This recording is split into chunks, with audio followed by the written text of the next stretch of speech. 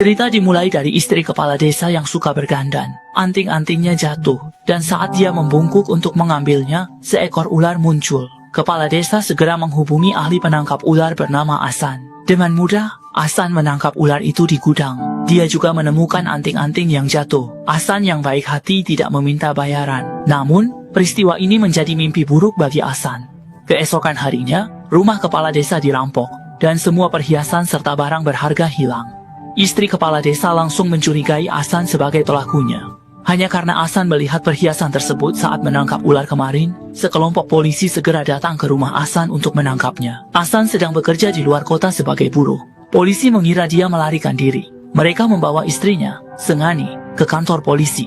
Saudara laki-laki Asan juga dibawa. Kasta rendah tidak punya hak asasi manusia. Polisi memaksa Sengani mengungkap keberadaan Asan. Mereka tahu Sengani hamil tapi tetap memaksanya. Asan tidak tahu apa yang terjadi. Polisi tiba di pabrik batu bata. Asan baru saja pergi. Ini membuat mereka semakin curiga. Asan membawa uang gajinya untuk membeli hadiah bagi putrinya. Saat dia berjalan pulang, dua orang tiba-tiba menekannya ke dinding. Ketika polisi datang, mereka langsung memukulinya. Asan yang kebingungan dibawa ke kantor polisi. Kemudian istrinya dibebaskan. Polisi menggantung mereka dan menyiksa dengan kejam, bahkan mengoleskan cabai pada luka mereka. Keesokan harinya, istri Asan datang menjenguknya. Tubuh Asan sudah penuh dengan luka dan memar. Sepupunya sudah tidak tahan lagi dan ingin mengaku bersalah. Namun Asan menolak. Menurutnya, luka fisik akan sembuh, tetapi label pencuri akan melekat seumur hidup. Mereka diberitahu oleh polisi bahwa Asan dan sepupunya telah melarikan diri, namun Sengani tidak mempercayainya dan pergi ke kantor polisi. Di sana, dia malah diusir.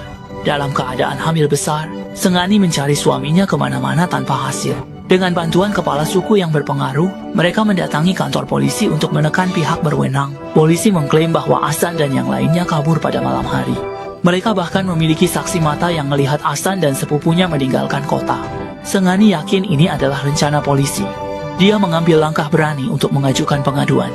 Namun, tidak ada pengacara yang bersedia membantu. Di India, kasta rendah sering dijadikan kambing hitam. Banyak kasus yang belum terpecahkan seringkali dibebankan kepada mereka. Bagi para pengacara, ini adalah hal yang biasa. Tidak ada yang mau menentang polisi demi membela orang dari kasta rendah. Seorang tetua lalu merekomendasikan seorang pengacara bernama Chandru. Dia sering membela orang miskin dan telah membantu banyak orang dari kasta rendah. Dia tidak pernah meminta bayaran. Mereka menemukan Chandru dan menceritakan semuanya. Namun, laporan polisi tidak menguntungkan. Dokter dan pemilik apotek melihat mereka pada malam pelarian. Pemilik toko perhiasan mengkonfirmasi ada 3 orang yang menjual perhiasan. Semua bukti menunjukkan mereka mencuri perhiasan dan melarikan diri. Namun, Chandru yakin Saan tidak bersalah. Ini hanya trik polisi.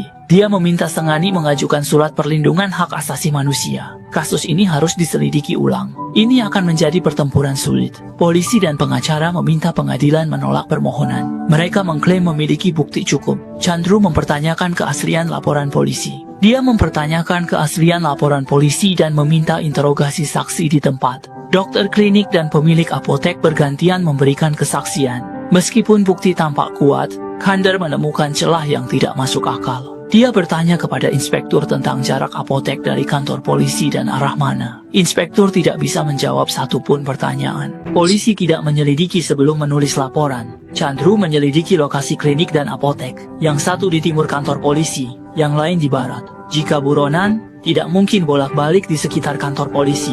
Chandru menunjukkan 2 salinan catatan penyelidikan. Catatan berbeda tapi dari orang yang sama. Ini membuktikan laporan polisi palsu. Laporan investigasi polisi terbukti palsu. Langsung membatalkan kesimpulan polisi. Inspektur mengakui pemalsuan tersebut. Beberapa saksi juga mengaku memberikan kesaksian palsu atas permintaan polisi. Kebohongan besar polisi terungkap. Kehilangan muka di pengadilan. Kasus ini akan memicu investigasi terhadap perwira polisi yang lebih tinggi. Polisi mulai bertindak lagi. Mereka menculik Putri Sengani di siang hari. Saat akan mengejar, jalannya dihalangi bus. Di India, selain penculik dan pedagang manusia, polisi juga sering terlibat penculikan anak. Di kantor polisi, 3 polisi yang bertanggung jawab atas kasus ini menggunakan berbagai cara. Mereka mencoba membujuk Sengani dengan uang. Jika kasus dicabut, Asan akan hilang. Dia hanya ingin menemukan suaminya. Inspektur marah besar. Dia tidak akan membiarkan mereka pergi tanpa tanda tangan. Saat itu, Dia menerima telepon dari atasannya. Perintahnya adalah segera melepaskan mereka. Mereka harus diantar pulang dengan mobil polisi. Setelah putrinya diculik, Sengani memberitahu Chandru. Chandru menekan polisi melalui pengadilan. Old Black terpaksa melepaskan mereka. Sengani menolak naik mobil polisi. Dia tidak mau memberi harapan untuk mencabut kasus ini. Kasus kembali disidangkan. Kepala polisi hadir langsung. Polisi membawa saksi penting. Bos pabrik beras tempat sepupu bekerja. Dia pernah menerima telepon dari sepupu. Mereka berhasil menghindari kejaran polisi dan sudah meninggalkan kota. Sampaikan kepada keluarga agar tidak khawatir. Sepupuku sudah bekerja di sana selama 10 tahun. Dia pasti tidak salah dengar. Lalu, muncul berita yang lebih mengejutkan. Bosnya sudah memberitahu Sengani sejak lama. Chandru sangat bingung, mengapa Sengani tidak memberitahunya. Situasi yang awalnya menguntungkan tiba-tiba berubah. Atas saran guru desa, Sengani sengaja menyembunyikan telepon ini. Dia takut pengacara akan menolak kasus ini jika mengetahuinya.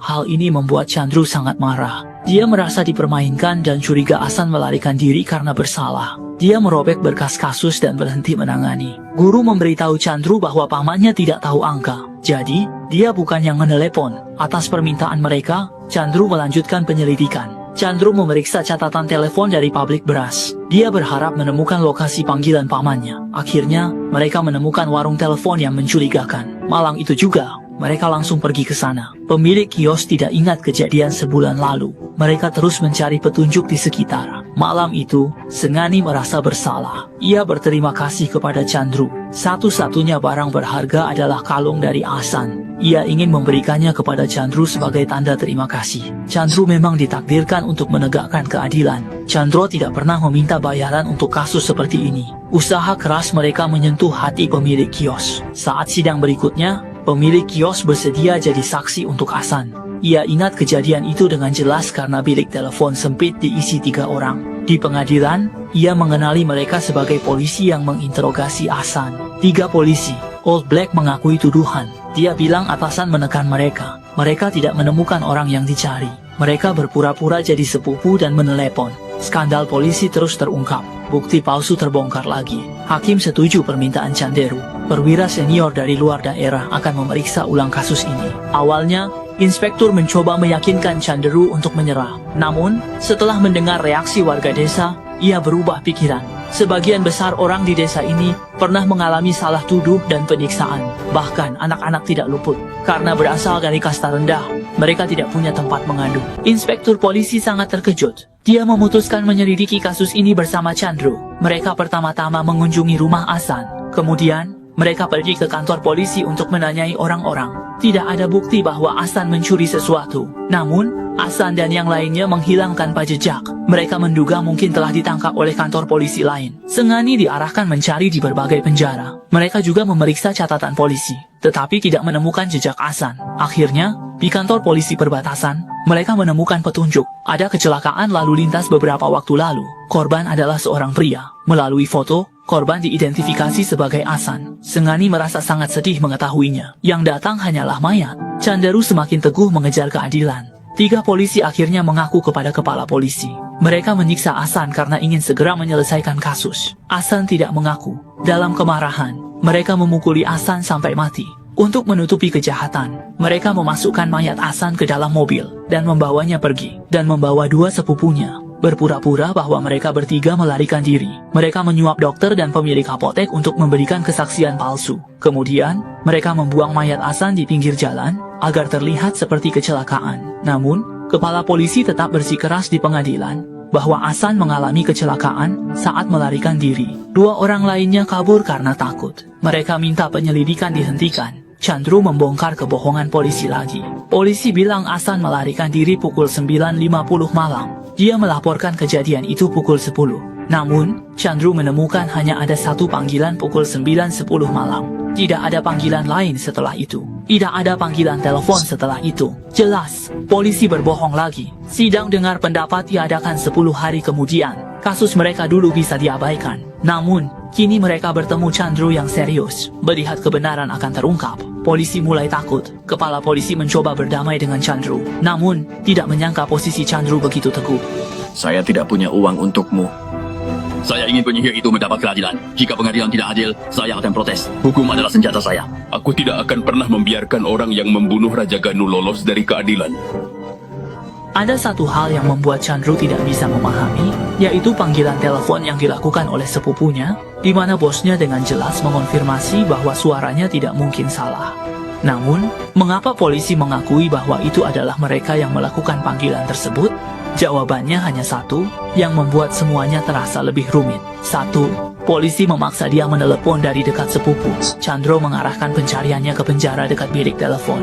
Guru menemukan sepupunya di sana. Pada sidang terakhir ini, polisi mencoba untuk berjuang lagi. Namun, mereka tidak memiliki kesempatan. Sepupu itu menceritakan apa yang terjadi di penjara. Dia dipaksa menelepon dari bilik telepon. Telepon itu, ahli forensik memberikan kesaksian bahwa Hasan meninggal karena tulang rusuknya yang patah menusuk jantungnya, seperti dipendang di dada. Meskipun kecelakaan lalu lintas bisa menyebabkan ini, ditemukan bubuk cabai di mata Hasan. Tidak mungkin seseorang bisa berlari jauh dengan bubuk cabai di matanya. Kepala polisi masih mencoba berdalih. Penyelidikan inspektur membuat mereka tidak berdaya. Polisi setempat sudah menangkap pelaku sebenarnya. Pelaku itu dari kasta tinggi dan menyuap polisi. Hasan dijadikan kambing hitam. Jejak roda dan kaki ditemukan di tempat pembuangan mayat. Itu milik mobil polisi dan 3 polisi tersebut. Kebenaran akhirnya terungkap. Hasan dibebaskan dari tuduhan. Pengadilan mengumumkan penangkapan 3 polisi. Sengani diberi sebidang tanah sebagai kompensasi. Ini kemenangan bagi orang-orang kasta rendah. Film ini berdasarkan kisah nyata Dr. B.R. Ambedkar. Dia bapak konstitusi India dan menteri hukum pertama. Lahir dalam keluarga Dalit, dia memperjuangkan penghapusan sistem kasta. Film ini berani, tapi perubahan nyata belum terjadi. Ini adalah awal.